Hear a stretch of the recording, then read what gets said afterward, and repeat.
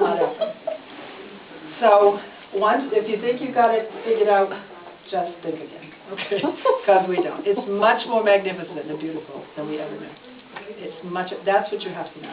Because on this plane, the physical plane, on the third dimension, we think about fear as opposed to love. You know, it's love or fear. There are two things on this plane. That's it. And everything else comes under that, either love or fear. Okay. So when you are in fear, you're in beta state for one thing, and all the predictions that you could make in that state will all be awful, catastrophic. Oh, I don't have enough money, I don't have enough food, I can't get to where I want to go, my car is going to break down, whatever, it doesn't matter. That's the level, that's the thinking that happens in third dimension when you're in beta state. So get out of beta state, get out of third dimension. Okay.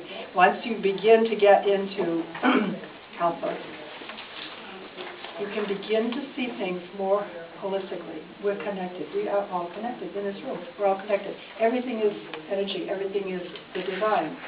Whether it's the air between us or just the fact that our energy, this is all proven stuff. I'm not telling you stuff that's airy-fairy. This is proven stuff.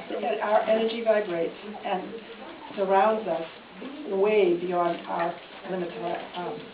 So are we all connected in here? Of course. Okay? Because energetically, we are all on that vibration. Thoughts create. Thoughts with feelings create feeling more. You think about thoughts, and one of the problems you've probably heard about doing affirmations and that kind of thing. And the trouble is that because our brains only get 10 to 15 bits of information out of a million every second, you know, we can't possibly pull it all together. We just cannot. It's not possible. And the other thing is that we are ruled. This is another truth, proved and proven. Bruce Lipton, wonderful. He's a medical doctor, but he wrote the book Biology of Bliss. Wonderful guy, really dedicated to wanting to change the world and through his methods. And he says that the subconscious mind rules every single one of us 95% of the time. 95% of the time you are ruled by your subconscious mind. Proven fact. It's not just one of us, it's all of us. 5%, that's why. So when you do an affirmation, you're doing it with 5% of your brain because that's your conscious brain. That's it. Conscious brain, 5%. Conscious brain, 5%. So should we use that brain? Back into our feelings. This is where it is, our feelings. And that's that we are being driven back there right now. When we started as, you know, thousands of years ago, we were just more in touch with our feeling, our felt sense. You know what I mean by felt sense? That's just that. You know, you go outside after a rain and you smell the wonderful fresh air and you just feel this expanded, beautiful feeling. Yeah? So, you know what that before? Okay.